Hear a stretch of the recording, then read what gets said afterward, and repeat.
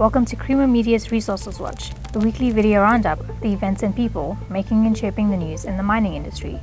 This week, use of underground mines for electricity storage and optimized mine water use.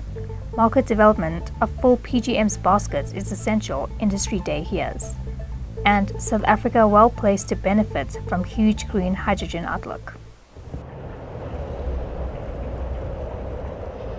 South Africa's many underground mines can be used as batteries that store the clean electricity that the water descending for cooling can provide.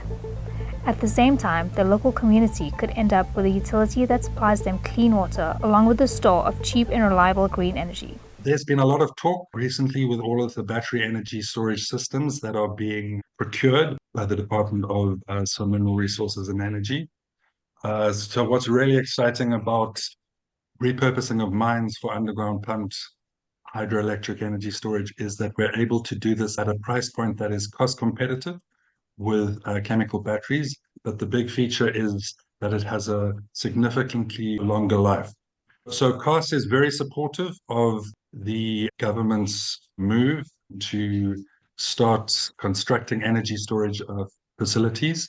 And we're very much looking forward to further developing these underground pumped hydroelectric energy storage projects.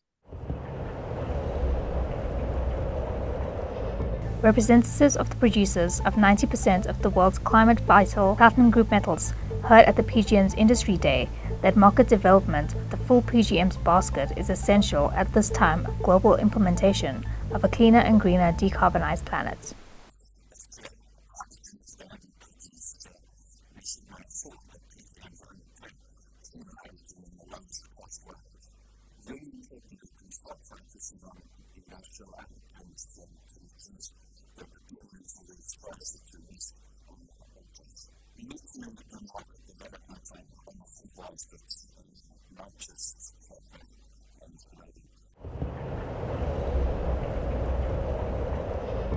Green hydrogen has a massive potential future, and South Africa is very well positioned to produce it. From a South Africa perspective, we are very well positioned through our energy resources in terms of both solar radiation and onshore wind, our massive coastline and the ability to desalinate water for hydrogen production, our proximity to both the European and Asian markets, places like the Northern Cape, which are significant land masses. When we speak to audiences, we say, the Northern Cape is roughly the size of Germany, but with 1.3 million people, and no competition for land use with other uses like agriculture.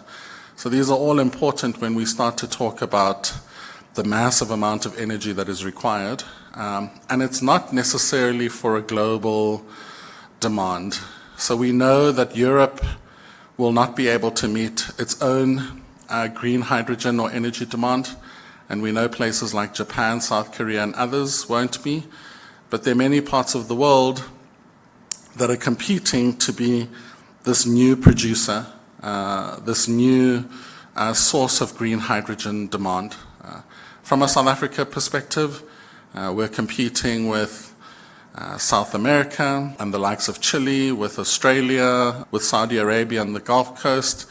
The African case is slightly different because we have different entry points into this market. Like North Africa can pipe green hydrogen into Europe because of their proximity, where we need to be able to produce hydrogen carriers and be able to produce value-added products. East Africa has geothermal energy, which we don't have, which gives them a different ability and a potential to produce green fertilizers and others. So there's a nuance in terms of this picture, but fundamentally what we're talking about is the potential not only for 2050, and it was interesting to see what the split was between when do we think green hydrogen will become real, will become significant.